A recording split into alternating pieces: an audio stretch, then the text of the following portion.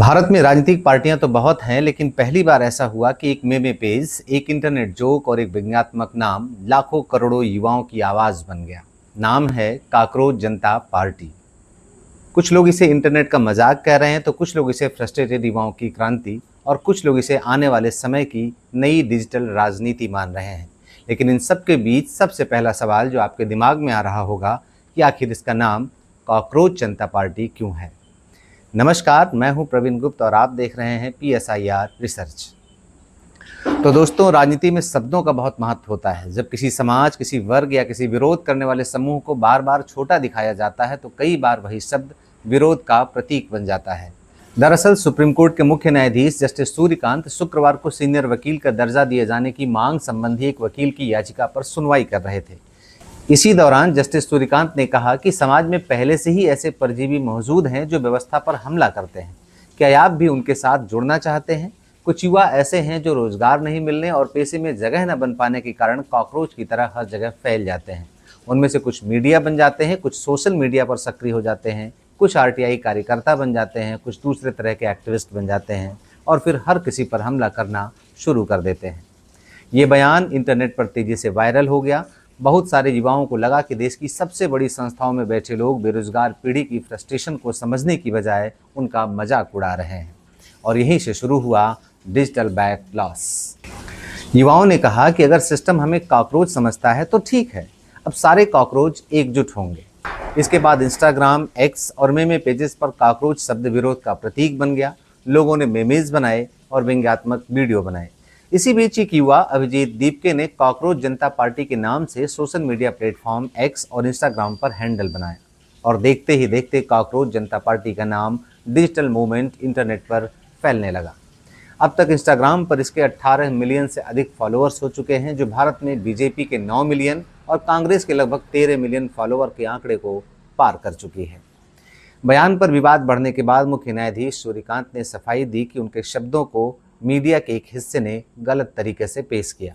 उन्होंने कहा कि उनकी टिप्पणी पूरे भारतीय युवाओं के लिए नहीं थी, बल्कि उन लोगों के लिए थी जो फेक डिग्रीज और गलत तरीके से प्रोफेशंस में घुसते हैं। लेकिन इंटरनेट की दुनिया में परसेप्शन अक्सर क्लैरिफिकेशन से ज़्यादा तेज़ी से फैलता है और यही यहाँ भी हुआ। जो शब्द अदालत की टिप्पणी में आया, वही शब्द कुछ दिनों के अंदर लाखों युवाओं की डिजिटल आइडेंटिटी बन गया। असल में कॉकरोच जनता पार्टी सिर्फ एक मेमे नहीं, बल्कि उस मनोवैज्ञानिक विषय का प्रतीक बन गई जो भारत के फ्रस्ट्रेटेड यूथ महसूस कर रहे हैं। बेरोजगारी, paper leak, competitive pressures, social media anxiety और लगातार बढ़ती अनिश्चितता, इन सब ने मिलकर इस मोमेंट को इमोशनल एनर्जी दी। इतिहास में कई बार ऐसा हुआ कि अपमान समझा जाने वाला शब्द ही विरोध का प्रतीक बन गया। दुनिया भर में वंचित समूहों ने अपमानजनक शब्दों को रिक्लेम करके उन्हें अपनी पहचान बना लिया। इंटरनेट कल्चर ने इस प्रोसेस को और तेज कर दिया है। पहले किसी मूवमेंट को फैलने में सालों लगते थे, अब कुछ दिनों में पूरा नैरेटिव बदल जाता है। यही यहाँ भी हुआ। एक बयान, कुछ मेमेज, कुछ रील्स और देखते देखते कॉकरोच जनता पार्टी करोड़ों युवाओं के बीच चर्चा का विषय बन गई। इसी बीच 21 मई को भारत सरकार के निर्देश पर कॉकरोच जनता पार्टी के X हैंडल को पहले सस्पेंड किया गया और बाद में बंद कर दिया गया। लेकिन इंस्टाग्राम पर इसके फॉलोअर अब भी लगातार बढ़ रहे हैं। इंटरनेट पर यह अभी भी सबसे ज़्यादा ट्रेंडिंग बना हुआ है। अब सवाल यह है कि आखिर ये इतना वायरल क्यों हुआ। कॉकरोच जनता पार्टी सिर्फ इसलिए वायरल नहीं हुई क्योंकि उसके मेमेज फनी थे। इसके पीछे भारत के युवाओं की गहरी फ्रस्ट्रेशन छिपी हुई है। आज लाखों छात्र कॉम्पिटिटिव एग्जाम्स की तैयारी कर रहे हैं। सालों तक मेहनत करने के बाद भी paper leak, exam cancellation, vacancies की कमी और भर्ती में देरी जैसी समस्याएं उन्हें लगातार निराश कर रही हैं। ऊपर से महंगाई, संविदा की नौकरियां, प्राइवेट सेक्टर की असुरक्षा और सोशल मीडिया कंपैरिजन कल्चर ने एंजाइटी को और बढ़ा दिया है। नई जनरेशन को लगता है कि उनसे लगातार कहा जा रहा है कि मेहनत करो, लेकिन मेहनत के बाद भी स्थायित्व की कोई गारंटी नहीं है और यही फ्रस्ट्रेशन धीरे धीरे मनोवैज्ञानिक दबाव में बदलने लगी। नई जनरेशन परंपरागत टीवी डिबेट्स और लंबे राजनीतिक भाषणों से इमोशनली डिस्कनेक्ट हो चुकी है। उन्हें लगता है कि वहाँ असली मुद्दों की जगह सिर्फ प्रोपेगेंडा और चिल पो हो रही है। इसलिए मेमे पेजेस और व्यंग्यात्मक अकाउंट्स उन्हें ज़्यादा जुड़ाव वाले लगते हैं। कॉकरोच जनता पार्टी ने इसी फ्रस्ट्रेशन को फनी लेकिन तीखी राजनीतिक भाषा में बदल दिया। यही वजह है कि लोग सिर्फ इसे देख ही नहीं रहे, बल्कि इमोशनली खुद को कनेक्ट भी कर रहे हैं। अब समझते हैं कि आखिर ये मेमे पॉलिटिक्स होती क्या है। आज पॉलिटिक्स सिर्फ संसद और चुनावी रैलियों में नहीं चल रही, बल्कि एल्गोरिदम, हैशटैग और मेमेज के जरिए भी चल रही है। पहले राजनीतिक संवाद भाषणों, समाचार पत्रों और टीवी चैनल से होता था, लेकिन अब शॉर्ट फॉर्म कंटेंट का युग है।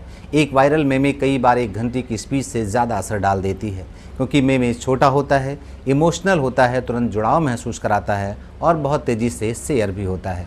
यही वजह है कि दुनिया भर की राजनीतिक दल अब मेमे टीम्स और डिजिटल वॉर रूम्स पर करोड़ों खर्च कर रही हैं। नई जनरेशन विचारधारा से ज़्यादा जुड़ाव और ऑथेंटिसिटी चाहती है। वह स्क्रिप्टेड भाषण की बजाय राज सटायर को ज़्यादा विश्वसनीय मानती है। यही कारण है कि मेमे कल्चर धीरे धीरे पॉलिटिकल कल्चर का हिस्सा बन चुका है। कॉकरोच जनता पार्टी इसी नई डिजिटल राजनीतिक भाषा की प्रतीक बनती हुई दिखाई पड़ रही है। ये मोमेंट दिखाता है कि भविष्य की राजनीति सिर्फ रैलियों और घोषणा पत्रों से नहीं, बल्कि मेमेज और इंटरनेट नैरेटिव से भी तय होगी। कुछ लोग इसे मजाक के रूप में ले रहे हैं, इसलिए ये भी जानना ज़रूरी है कि क्या यह सिर्फ मजाक है या कुछ ज़्यादा बड़ा। बहुत सारे लोग ये कहते हैं कि कॉकरोच जनता पार्टी सिर्फ एक मजाक है, लेकिन इतिहास बताता है कि कई बड़े मूवमेंट्स शुरुआत में मजाक ही लगते थे। व्यंग सिर्फ हंसाने के लिए नहीं होता, वह उन सवालों को उठाता है जिन्हें सीधे बोलना मुश्किल होता है। दुनिया भर में राजनीतिक व्यंग विरोध का हिस्सा रहा है। यही कारण है कि बहुत सारे युवा इसे सिर्फ कॉमेडी पेज नहीं, बल्कि व्यवस्था पर सवाल उठाने वाले प्लेटफॉर्म के रूप में देखने लगे हैं। असल में यह मूवमेंट फ्रस्ट्रेशन को ह्यूमर में बदल रहा है। यही इसकी सबसे बड़ी ताकत है। जब कोई मूवमेंट लोगों को इमोशनली रिलेटेबल लगने लगे, तब उसका इम्पैक्ट बहुत बढ़ जाता है। कॉकरोच जनता पार्टी की पॉपुलैरिटी दिखाती है कि भारत का युवा सिर्फ गुस्से में ही नहीं, बल्कि वह अपनी फ्रस्ट्रेशन को मेमे और व्यंग के जरिए एक्सप्रेस कर रहा है। यही आधुनिक डिजिटल प्रतिरोध की नई भाषा है। कॉकरोच जनता पार्टी ने अपनी 5 सूत्रीय एजेंडा भी पेश किया है। इस 5 सूत्रीय एजेंडे से इस पार्टी और इससे जुड़ने वाले युवाओं के राजनीतिक मनोविज्ञान को भी समझा जा सकता है। जब कॉकरोच जनता पार्टी का 5 सूत्रीय एजेंडा सोशल मीडिया पर वायरल हुआ, तब बहुत सारे लोगों को पहली बार लगा कि यह मूवमेंट सिर्फ रैंडम मेमेज नहीं बना रहा, बल्कि एक संरचनात्मक राजनीतिक नैरेटिव तैयार करने की कोशिश कर रहा है। क्योंकि इसके एजेंडे में सिर्फ कॉमेडी नहीं थी, बल्कि न्यायपालिका, लोकतंत्र, मीडिया, महिला प्रतिनिधित्व और राजनीतिक भ्रष्टाचार जैसे गंभीर मुद्दे भी शामिल थे। यही वजह है कि बहुत सारे शिक्षित युवाओं ने इसे सिर्फ मजाक की बजाय डिजिटल राजनीतिक प्रोटेस्ट की तरह देखना शुरू किया। उनके एजेंडे का पहला पॉइंट था, न्यायाधीशों को रिटायरमेंट के बाद कोई इनाम नहीं मिलना चाहिए। यह पॉइंट सीधा जुडिशरी की इंडिपेंडेंस को लेकर जनता के बढ़ते संदेह को टारगेट करता है। पिछले कुछ वर्षों में सोशल मीडिया पर यह बहस काफ़ी बढ़ी है कि क्या रिटायर्ड जजेस को राजनीतिक पद या राज्यसभा सीटें या सरकारी कमीशन मिलने चाहिए या नहीं। सीजेपी का कहना है कि अगर न्यायपालिका को पूरी तरह निष्पक्ष दिखना है तो जजेस को रिटायरमेंट के बाद राजनीतिक इनाम नहीं मिलने चाहिए। यह पॉइंट खास तौर पर एजुकेटेड अर्बन यूथ के बीच काफ़ी रेजोनेट करता दिखाई दिया, क्योंकि नई जनरेशन इंस्टीट्यूशंस की निष्पक्षता को लेकर पहले से ज़्यादा सवाल पूछ रही है। एजेंडे का दूसरा पॉइंट है हर असली वोट की सुरक्षा। यह एजेंडा चुनावी पारदर्शिता और वोटर राइट्स को लेकर पब्लिक फ्रस्ट्रेशन को दिखाता है। इसमें कहा गया कि अगर किसी वैध वोटर का वोट हटाया जाता है तो जिम्मेदार अधिकारियों पर कार्रवाई होनी चाहिए। इससे यह संकेत मिलता है कि मूवमेंट खुद को एंटी डेमोक्रेसी नहीं, बल्कि लोकतंत्र बचाने वाली राजनीति के रूप में पेश करना चाहता है। यानी यह विद्रोह नहीं, बल्कि जवाबदेह राजनीति का नैरेटिव बनाना चाहता है। इनके एजेंडे का तीसरा पॉइंट है महिलाओं के लिए 50% आरक्षण। यह सबसे रेडिकल और ध्यान खींचने वाला पॉइंट था। भारत में ज़्यादातर मेनस्ट्रीम पार्टीज़ अभी भी 33% वुमेन रिजर्वेशन की बात करती हैं, लेकिन यहाँ सीधे 50% रिजर्वेशन की मांग रखी गई है।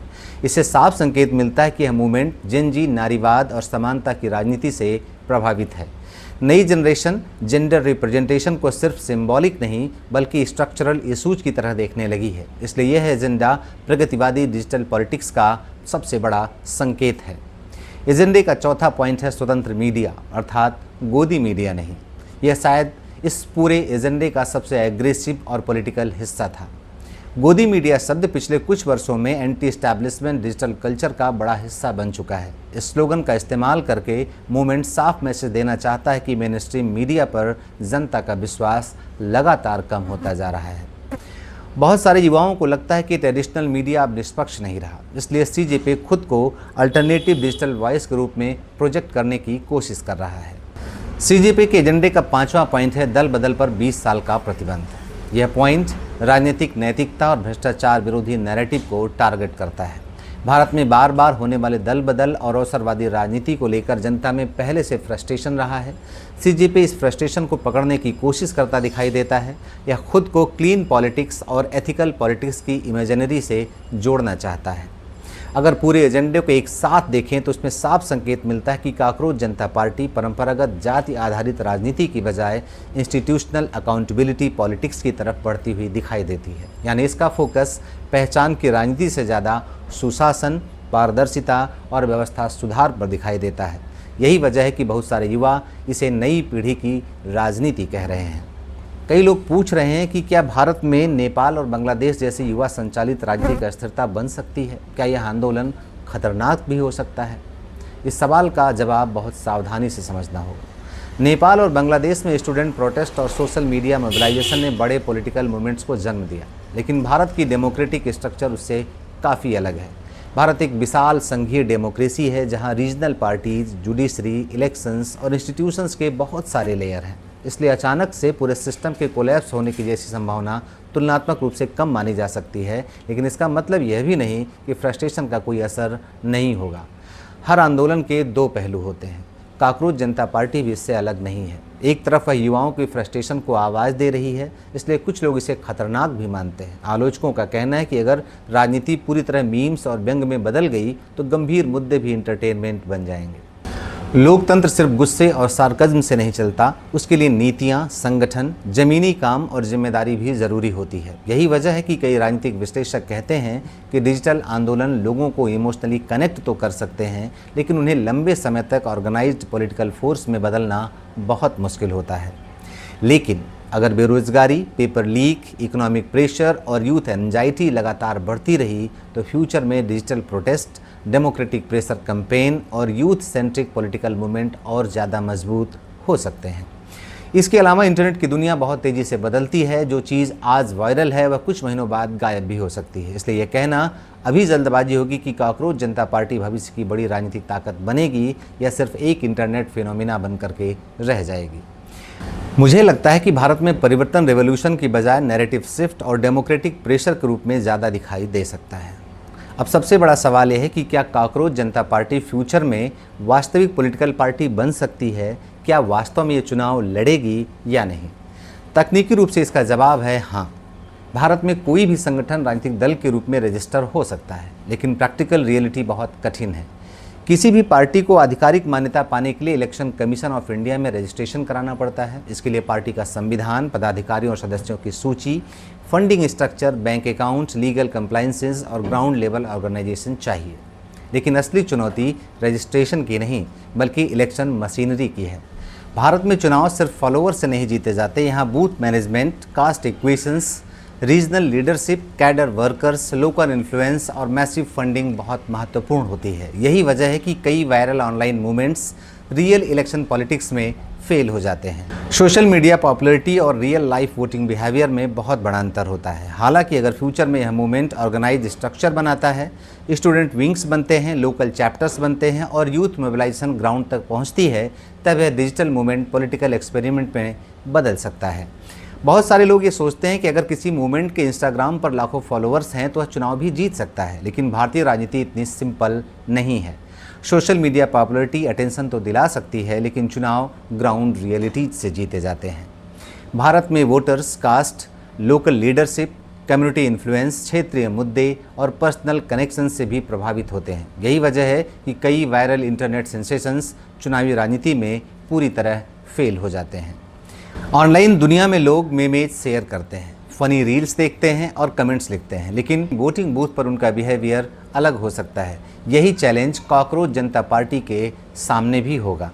एक चीज़ जो सबको सोचनी है वो ये है कि क्या डिजिटल एंगर को रियल पॉलिटिकल ऑर्गेनाइजेशन में बदला जा सकता है? यही सवाल फ्यूचर तय करेगा, क्योंकि इंटरनेट एक्साइटमेंट अल्पकालिक हो सकती है, लेकिन election long term organisational strength मांगते हैं। लेकिन फिलहाल यह ज़्यादा internet driven political pressure group दिखाई देता है, न कि फुल्ली ऑर्गेनाइज्ड इलेक्टोरल पार्टी। एक और ज़रूरी बात, मुख्य धारा की पार्टियों पर इसका असर क्या होगा? क्या इससे अर्थात काकरोच जनता पार्टी से मुख्य धारा की पार्टियां डर सकती हैं? इतिहास गवाह है कि सत्ता हमेशा व्यंग से असहज रहती है, क्योंकि व्यंग सीधे हमला नहीं करता लेकिन लोगों के दिमाग में सवाल ज़रूर पैदा करता है। कॉकरोच जनता पार्टी की सबसे बड़ी ताकत यही है कि यह गुस्से को हंसी में बदल देती है, और जब जनता हंसते हंसते व्यवस्था पर सवाल उठाने लगे तब राजनीतिक प्रभाव और भी गहरा हो जाता है। मुख्यधारा की राजनीतिक पार्टियां जैसे बीजेपी या कांग्रेस अच्छी तरह समझती हैं कि नई पीढ़ी पारंपरिक भाषण शैली से बोर हो चुकी है। वह सिर्फ बड़े बड़े वादे और भाषण पर्याप्त नहीं हैं। आज का युवा ऑथेंटिसिटी चाहता है। उसे लगता है कि स्क्रिप्टेड स्पीचेस नकली हैं। यही कारण है कि राजनीतिक दल अब सोशल मीडिया टीमें, मीम पेजों और डिजिटल नैरेटिव पर करोड़ों रुपए खर्च कर रही हैं। कॉकरोच जनता पार्टी भले चुनाव ना लड़ रही हो, लेकिन यह बाकी राजनीतिक दलों पर दबाव ज़रूर बना रही है कि वे युवाओं की भाषा समझें, क्योंकि अगर पारंपरिक राजनीति नई पीढ़ी से डिस्कनेक्ट हो गई तो भविष्य में और भी बड़े डिजिटल आंदोलन पैदा हो सकते हैं। इस चीज़ को सभी राजनीतिक दल अच्छी तरह समझ रहे हैं, इसलिए सत्ताधारी दल ने इसके एक्स हैंडल को राष्ट्रीय सुरक्षा का हवाला देकर बंद करवा दिया है। इससे साफ पता चलता है कि देश की सबसे बड़ी पार्टी कितनी डरी हुई है। अंतिम में सबसे ज़रूरी सवाल कि इस पार्टी का भविष्य क्या होगा। मेरे अनुसार कॉकरोच जनता पार्टी शॉर्ट टर्म में कोई इलेक्टोरल पार्टी नहीं बनने वाली, लेकिन इसे सिर्फ मजाक समझना भी बहुत बड़ी गलती होगी, क्योंकि यह मूवमेंट भारत के युवाओं की मानसिक स्थिति का सिग्नल है। यह दिखाता है कि नई जनरेशन ट्रेडिशनल पॉलिटिक्स से इमोशनली डिस्कनेक्ट हो रही है और अपनी नई डिजिटल पॉलिटिकल लैंग्वेज बना रही। कॉकरोच जनता पार्टी का भविष्य वास्तव में 3 दिशाओं में जा सकता है। पहली संभावना है कि यह सिर्फ एक टेम्परेरी इंटरनेट ट्रेंड बनकर रह जाए। इंटरनेट पर हर साल कई ट्रेंड्स आते हैं और कुछ समय बाद खत्म हो जाते हैं। हो सकता है यह मूवमेंट भी धीरे धीरे गायब हो जाए। दूसरी संभावना है कि यह एक परमानेंट डिजिटल प्रेशर ग्रुप बन जाए, यानी यह खुद चुनाव न लड़े लेकिन पब्लिक ओपिनियन और पॉलिटिकल नैरेटिव को लगातार इन्फ्लुएंस करता रहे। यह भविष्य ज़्यादा रियलिस्टिक दिखाई देता है। और तीसरी संभावना है, अगर भारत में यूथ फ्रस्ट्रेशन लगातार बढ़ती रही, बेरोजगारी और सोशल एंजाइटी बढ़ती रही, तो फ्यूचर में इसी तरह के मूवमेंट्स ज़्यादा ऑर्गेनाइज्ड पॉलिटिकल फॉर्म ले सकते हैं। यानी आज का मेमे कल्चर कल की रियल पॉलिटिकल फोर्स भी बन सकता है। अभी तक के पूरे विश्लेषण का सार देखें तो ये ध्यान रखना होगा कि कॉकरोच जनता पार्टी को सिर्फ मजाक समझना बहुत बड़ी गलती होगी। यह मूवमेंट भारत के युवाओं की मानसिक स्थिति का संकेत है। यह दिखाता है कि नई पीढ़ी ट्रेडिशनल पॉलिटिक्स से इमोशनली डिस्कनेक्ट हो रही है और अपनी नई डिजिटल पॉलिटिकल लैंग्वेज बना चुकी है। हो सकता है कि कुछ साल बाद लोग इस ट्रेंड को भूल जाएं। ये भी संभव है कि यह सिर्फ एक टेम्पररी इंटरनेट फेज बनकर ख़त्म हो जाए, लेकिन यह भी इक्वली पॉसिबल है कि भविष्य में इतिहास इसे भारत की नई डिजिटल पॉलिटिक्स की शुरुआत के रूप में याद करेगा। क्योंकि जब किसी देश का युवा हंसते हंसते व्यवस्था पर सवाल उठाने लग जाए, जब व्यंग फ्रस्ट्रेशन का हथियार बन जाए, तब समझना चाहिए कि समाज के अंदर बहुत गहरा बदलाव चल रहा है। और शायद यही कॉकरोच जनता पार्टी की सबसे बड़ी कहानी है। इस मुद्दे पर आप अपनी राय हमें कमेंट बॉक्स में ज़रूर दें। वीडियो अगर अच्छी लगे तो इसे ज़्यादा से ज़्यादा शेयर करें, लाइक का बटन दबाना ना भूलें और इसी तरह की वीडियो देखने के लिए चैनल को ज़रूर सब्सक्राइब करें। कैमरा गर्ल नव्या श्री के साथ मैं प्रवीण गुप्त और आप देख रहे हैं PSIR रिसर्च।